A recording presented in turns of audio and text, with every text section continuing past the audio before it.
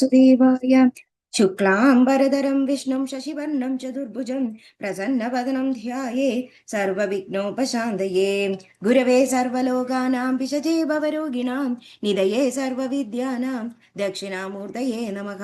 जन्माद्यस्य यतोऽन्वयातितरतश्चार्तेष्वभिघ्नस्वराट् तेने ब्रह्महृदाय आदिकवये मुह्यन्ति यत्सूरयः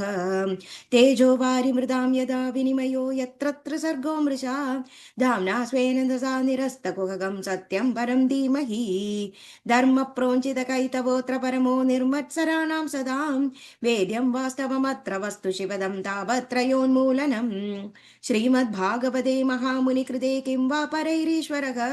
सद्यो हृद्यवरुध्यतेऽत्र कृतिभिः शुश्रूषुभिस्तक्षणात् निगमकल्पतरोर्गलितं फलं शुकमुखादमृतद्रवसंयुधं पिबद भागवतं रसमालयं मुरुहरो जटिका भुवि भावुकाः नारायणं नमस्कृत्य नरं चैव नरोत्तमं देवीं सरस्वतीं व्यासं ततो जयमुदीरयेत् यं प्रव्रजन्तमनुपेतमपेतकृत्यं द्वैपायनो विरहकादर आजुहाव पुत्रेदि तन्मयतया तरवोऽभिनेदु तं सर्वभूतहृदयं मुनिमानतोऽस्मि यस्वानुभावमखिल श्रुतिसारमेघम् अध्यात्मदीपम् अतिथितीर्षदां तमोदं संसारिणां करुणयाक पुराणगुह्यं तं व्याससूनुमुपयामि गुरुमुनीनां मूगं करोति वाचालं पङ्गुं लङ्घयते गिरिं यत्कृपातमकं वन्दे परमानन्दमाधवं यं ब्रह्मा वरुणेन्द्ररुद्रमरुदस्तुन्वन्ति दिव्यैस्तवैः वेदैः साङ्गपदक्रमोपनिषदैः गायन्ति यं सामगाः ध्यानावस्थिततद्गतेन मनसा पश्यन्ति यं योगिनो यस्यान्तं न विदुःसुरा असुरगणा देवाय तस्मै नमः कोमलं कूजयन् वेणुं श्यामलोऽयं कुमारगः वेदवेद्यं परं ब्रह्म भासतां पुरतो मम भूतेर्महद्भिर्य इवो पुरो विभुः निर्माय शेदे यदमूषु पूरुषः भुङ्क्ते गुणान् षोडश षोडशात्मकः सोऽलं गृहीष्ट भगवान् भजांसि मे सच्चिदानन्दरूपाय विश्वोत्पत्त्यादिहेतवे तापत्रय विनाशाय श्रीकृष्णाय वयं नुमः श्रीहरे नमः श्रीहरे नमः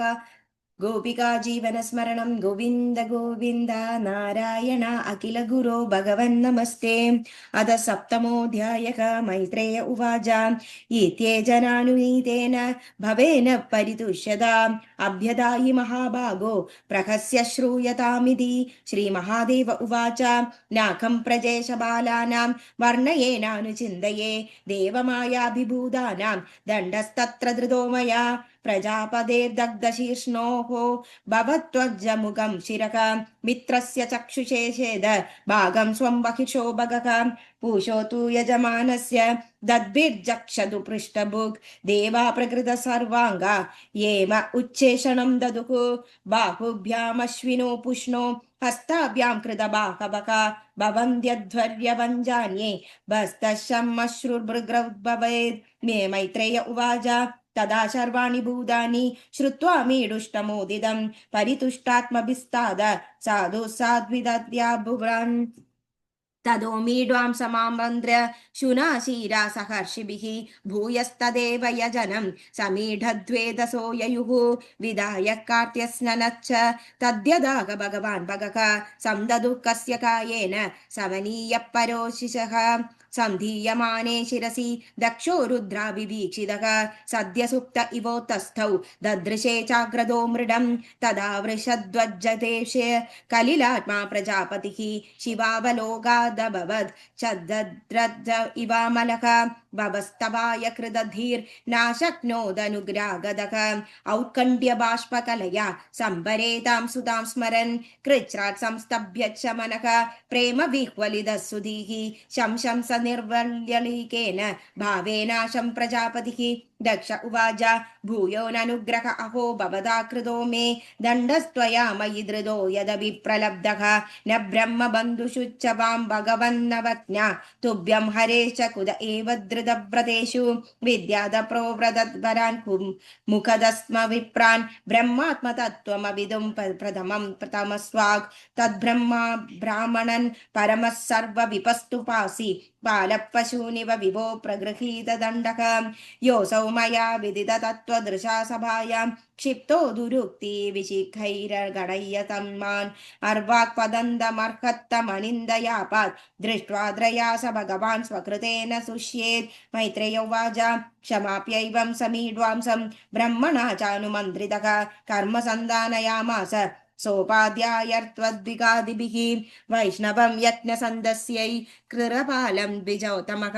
पुरोडाशं निरपवन् वीरसंसर्गशुद्धये अध्वरुण्यातः विशा यजमानो विशाम्पते धिया विशुद्धया दद्वौ तदा पादुरभूतरिः तदा स्वप्रभया तेषां ज्योदयन्दा दिशो दश मुष्णां तेज उपानीत साश्रेण स्तोत्रवाजिनां श्यामो हिरण्यरशनो कर्कटीडीरजुष्टो नीलाळक्रमभ्रमरमण्डितकुण्डलास्यः कम्बज्वत्शक्रशरणापगदासि चर्म व्यग्रैर्निरन्मय भुजैरिव कर्णिकारः वक्षस्यधिश्रितवधूर्वनमाल्युधार हासावलोककलया रमयं स विश्वं पार्श्वभ्रमध्वजन चामरराजहंसः श्वेदादपत्रः शशिनोपरि राज्यमानः तमुपागतमालक्ष्य सर्वे सुरगणादयः प्ररेणुमुस्सः सहोधाय ब्रह्मेन्द्रत्रक्षरनायकाः तद्देजसा कदर्जुज सन्नजिह्वा सदा सद्वहसा मूर्ध्वा धृताञ्जलिपुडा उबत्तस्तुदरोजक्षम् अप्यर्वाग्वर्तयो यस्य महीत्वात्मभुवादयः यदा मदि गृह्णन्ति स्म कृदानुग्रहविग्रहं दक्षो गृहीतार्हणसाधनोत्तमं यज्ञेश्वरं विश्वसृजां परं गुरुं सुनन्दनन्दाद्यनुगर्वितं मुदा गृणन् प्रपेदे प्रयतकृताञ्जलि दक्ष उवाच शुद्धं स्वदाम्य परता किल बुद्ध्यवस्थं चिन्मात्रमेकमभयं प्रतिषिध्य मायां तिष्ठस्तैवैव पुरुषत्वनुपेत्य तस्यां आस्ते भवान् परिशुद्ध इवात्मतन्त्रक ऋत्विज ऊचुः तत्त्वं न देवयमञ्जस रुद्रशापात् कर्मण्यवग्रकधियो भगवन् विदामः धर्मोपलक्षणमिदं त्रिवृद्धध्यख्यराख्यं ज्ञानं यदर्थमधिदैव मदो व्यवस्थाः सदस्यो ऊजुः उल्पद्यद्वन्यः शरण उरुक्लेशदुर्गेन्दकाग्रे व्याळेन निष्ठ्वे विषयं मृगतृष्णात्मगो कुरुबारः द्वन्द्वश्वभ्रे कलमृगभये शोगदावेक्नसार्थः पादौ कस्ते शरणद कदा यादि कामोपसृष्टः रुद्र उवाच तव वरदवराङ्क्रावाशिषेहाहिकार्थे ह्यभिमुनिभिरसक्कदरादरेणार्हणीये यदीरजिदयं मा विद्यलोकोपविद्धं जपदि न गणये तत्त्वत्परानुग्रहेण भृगुरुवाच यन्मायया गहनया प्रकृतात्मबोधा ब्रह्मादयस्तनुभृतस्तमसि स्वबन्धः नात्मन् श्रितं तव विदन्त्यदुपनापि तत्त्वं सोऽयं प्रसीदतु भगवान् प्रणदात्मबन्धुः ब्रह्मोवाच नैतत्स्वरूपं भवतोऽस्य पदार्थ भेदग्रहैः पुरुषो यावदीक्षेत् ज्ञानस्य चार्थस्य गुणस्य चाश्रयो मायामयाद्व्यतिरिक्तो यतस्त्वम् इन्द्र उवाच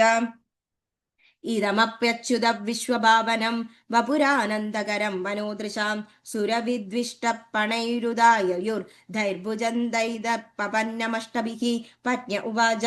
यज्ञोऽयं तव यजनायकेन सृष्टो विध्वस्तपशुपतिनाद्यदक्षकोपात् तं नस्त्वं शवशयनाभशान्तमेदं यज्ञात्मन्नलिनरुजा दृशा पुनीः ऋषय ऊजुः अनन्वितं ते भगवन् विचेष्टितं यदात्मना चरसि कर्म साध्यते विभूतये यद उपसेदुरीश्वरीं न मन्यते स्वयमनुवर्ततीं भवान् सिद्धा ऊजुः अयं त्वत्कदामृष्टपीयूषनद्यां मनोवारणक्लेशदवाग्निदग्धः त्रिशार्तो भगदाडो न सस्मारद्यभावं न निष्क्रामति ब्रह्म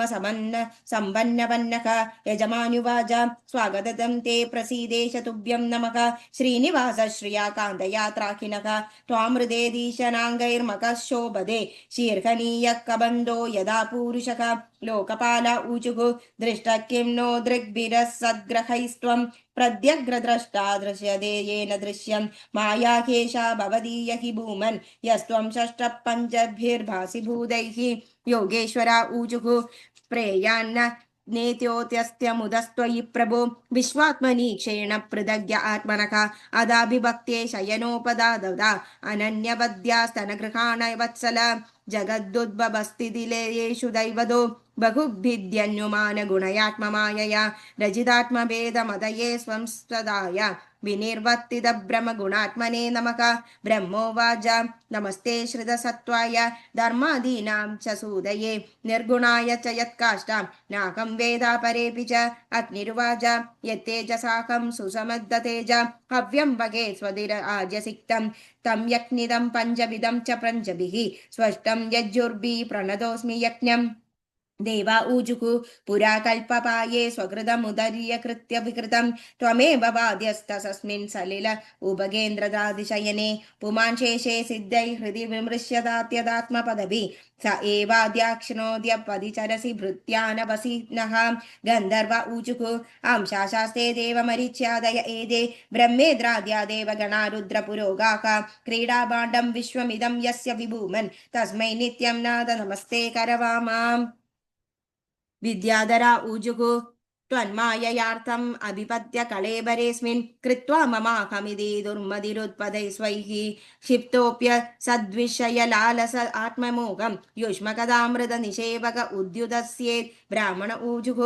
त्वं क्रतुस्त्वं हविस्त्वं हुताशस्वयं त्वं हि मन्द्रः समिद्धर्भपाणपात्राणि च त्वं स्वर्गस्य द्विजो दबதி देवदा अग्निहोत्रं स्वदा सोम आज्ञं पशुः त्वं पुरागां रसाय महासुगरो दंष्ट्राय पद्मिनीं वारणेन्द्रो यथा सूयमानो नदं लीलया योगिभिर्व्यूजकर्तत्रयीगात्रयज्ञक्रतुः सप्रसीद त्वम् आसाक्तमाक्षां क्षदां दर्शनं ते परिभ्रष्टसत्कर्मणां कीर्त्यमाने नृभिर्नाम्नि यज्ञेशते यज्ञविघ्नाक्षयं यान्ति तस्मै नमः। मैत्रेय उवाच इति दक्ष कविर्यज्ञं भद्ररुद्रावमर्षितं कीर्त्यमाने ऋषिकेशे संनिन्ये यज्ञभावने भगवान् स्वयं भागेन सर्वात्मना सर्वभागभुक् दक्षं बभाष आभाष्य प्रीयमाणा इवानक। श्रीभगवानुवाच अहं ब्रह्मा च सर्वज्ञ जगदकारणं परम् आत्मेश्वर उपद्रष्टा स्वयं दृग्विशेषणः आत्ममायां समाविश्य सोऽयं गुणमयीं द्विज सृजन् रक्षन् हरन् विश्वं दत्रे संज्ञां क्रियोचितां तस्मिन् ब्रह्मण्यद्वितीये केवले परमात्मनि ब्रह्मरुद्रौ च भूतानि भेदेनोऽज्ञननुपश्यति यदा पुमानसाङ्गेषु शिरपाण्येदिषु क्वचित् पारक्य बुद्धिं कुरुते एवं भूतेषु मत्परः त्रयाणामेकभावानां यो न पश्यति वैभिधां सर्वभूतात्मनां ब्रह्मन् स शान्तिमधिगच्छति। मैत्रेय उवाच एवं भगवतोदिष्ट प्रजापतिपतिर्हरिम् अर्चित्वा क्रतुना स्वेन देवानुभयदो यजत् रुद्रं च स्वेन भागेन ह्युपादावत्समाहितः कर्मणोदवसानेन सोमपानितरतानपि उदव्यः समहद्विभिः सस्नाम्रनवभृतं ततः तस्मा अप्यनुभावेन स्वेनैव वाप्तराधसे धर्म एव मदिं दत्त्वा त्रिदशास्ते दिवं ययुः एवं दाक्षायणी हित्वा सदी पूर्वकळेबरं जज्ञे हिमवदक्षेत्रे मेनायामिति शुश्रमां तमेव यदिदं भूय अव्यङ्क्ते पदिमम्बिका अनन्यभावैकगतिं शक्तिर्सुप्तेव पूरुषम् एदल् भगवतः शम्भोः कर्मदक्षाद्वरद्रुहः श्रुतं भगवतश्चिद्यात् उद्धवाक्मे बृहस्पते इदं पवित्रं परमीश चेष्टितं यशस्यमायुष्यमकौकमर्षणं यो नित्यदा कन्य नरोऽनुकीर्तयेत् धूनात्यकं कौरव भक्तिभावतः। इति श्रीमद्भागवते महापुराणे पारमहंस्यां संहितायां चतुर्थस्कन्धे दक्षयज्ञ संधानं नाम सप्तमोऽध्यायः। श्रीहरे नमः श्रीहरे नमः। गोपिका जीवनस्मरणं गोविन्द गोविन्द नारायण अखिल गुरो भगवन् नमस्ते। Thank you.